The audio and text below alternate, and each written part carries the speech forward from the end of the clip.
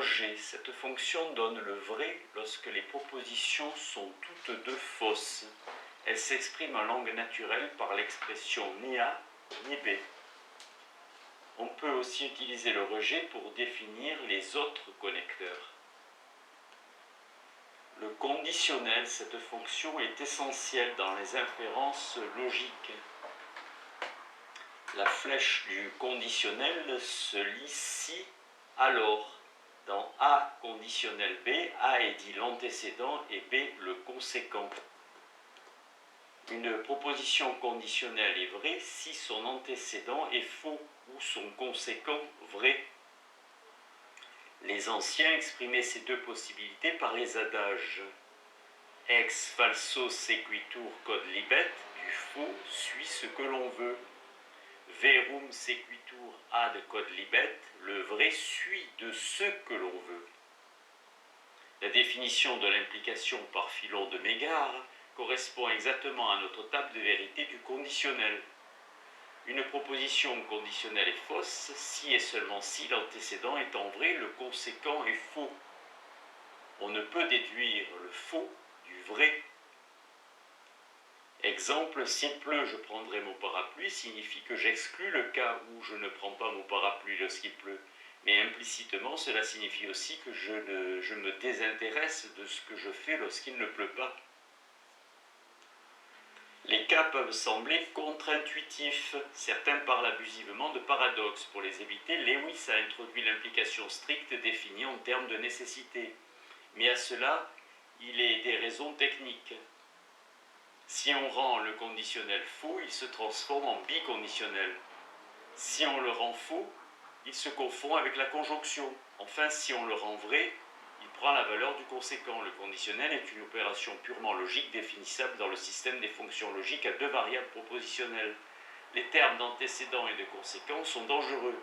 Le conditionnel n'est en rien un rapport de conséquence qui lie les deux éléments d'un même domaine. A fortiori, l'opérateur de conditionnel n'exprime absolument pas un rapport de causalité qui ne peut valoir qu'entre événements. Traditionnellement, A est appelé la protase et B l'apodose. A est la condition suffisante. Pour que B soit vrai, il suffit que A le soit, mais ce n'est pas nécessaire puisque A peut être fausse. B est la condition nécessaire.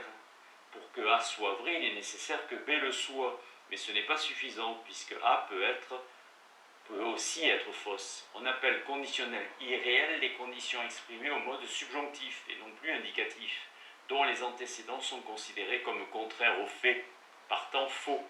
Exemple d'Aristote, si les navettes tissaient d'elles-mêmes, alors les maîtres n'auraient pas besoin d'esclaves. Ils ne constituent pas des fonctions de vérité.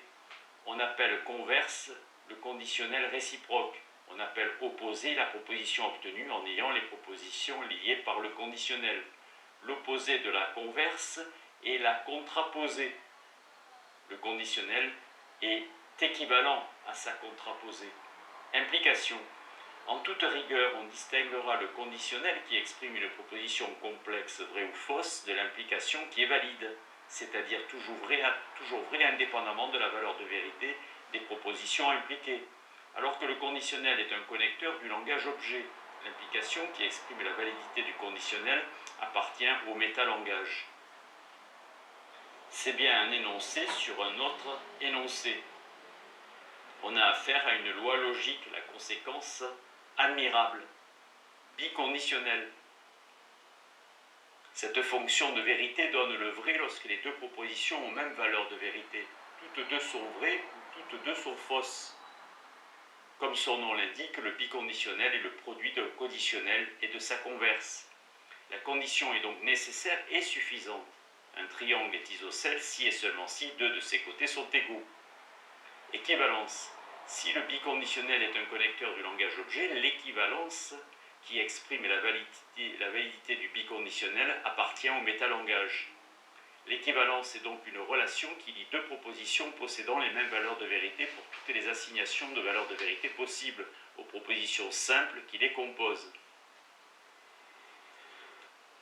On peut résumer la définition des principaux foncteurs propositionnels sous forme d'une matrice de vérité de la conjonction, d'où la matrice synoptique qui est sur le même principe qui regroupe les principaux foncteurs logiques. La négation se lit de bas en haut sur les deux dernières cases de la dernière colonne.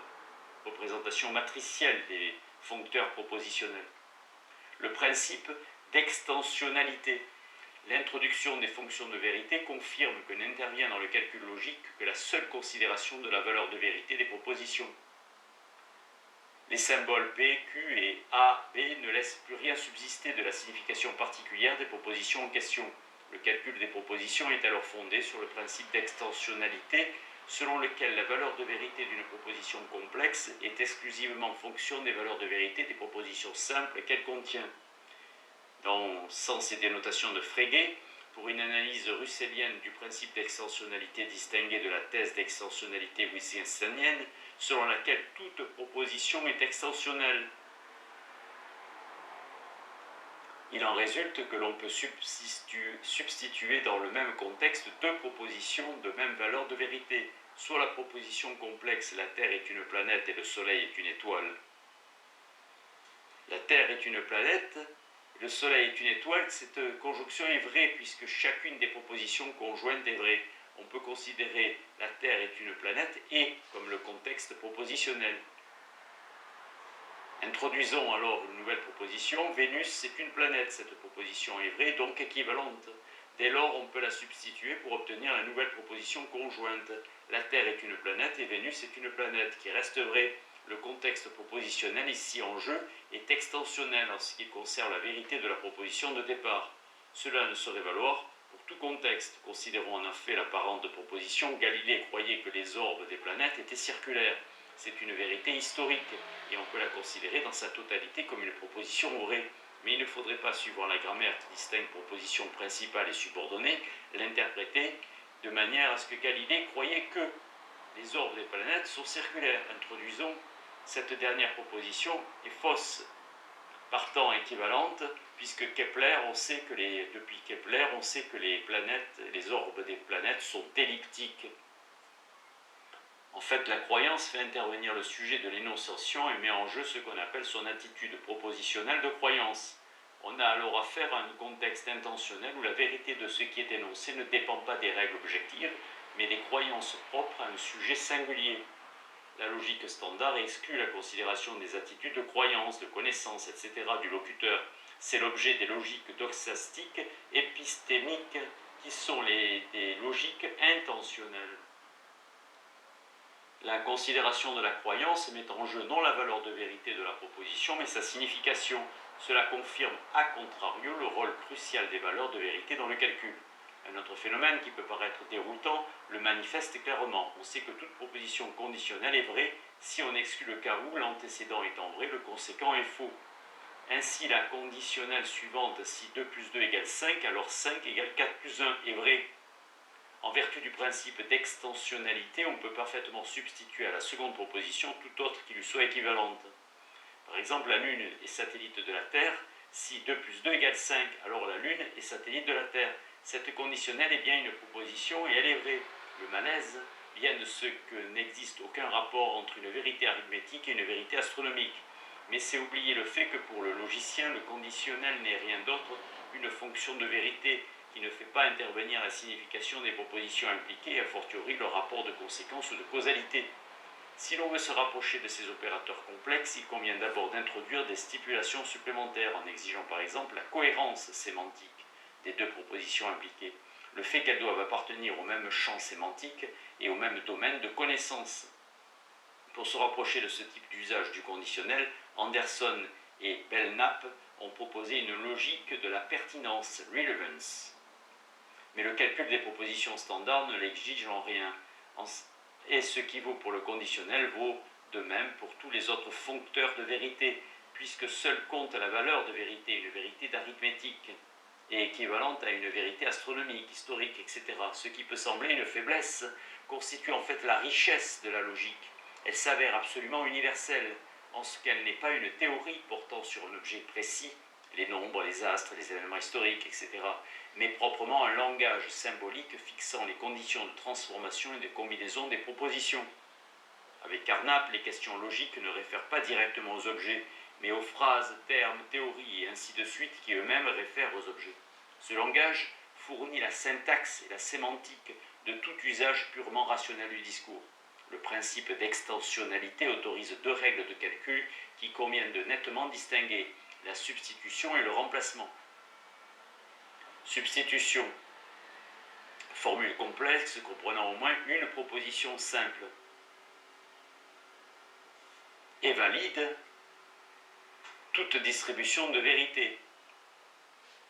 N'importe pas le contenu de P, mais la seule structure formale de la proposition complexe. On peut donc substituer à P toute autre proposition simple ou complexe à la seule condition que cette substitution s'opère uniformément sur toutes les occurrences de P.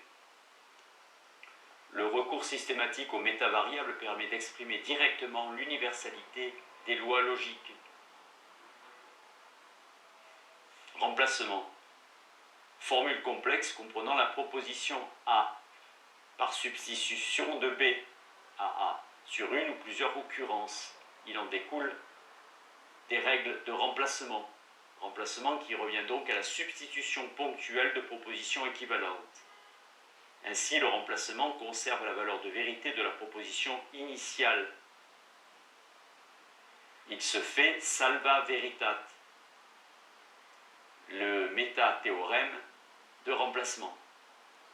Cette chaîne d'équivalence produit une simplification de la proposition de départ, qui se fonde sur la transitivité de la relation métalogique d'équivalence des propositions. Cet usage du remplacement des équivalents se retrouve dans la plupart des méthodes logiques, forme normale, arbre, résolution, etc.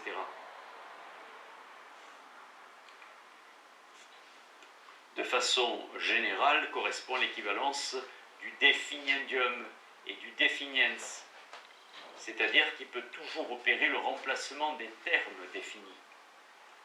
A équivalence AB.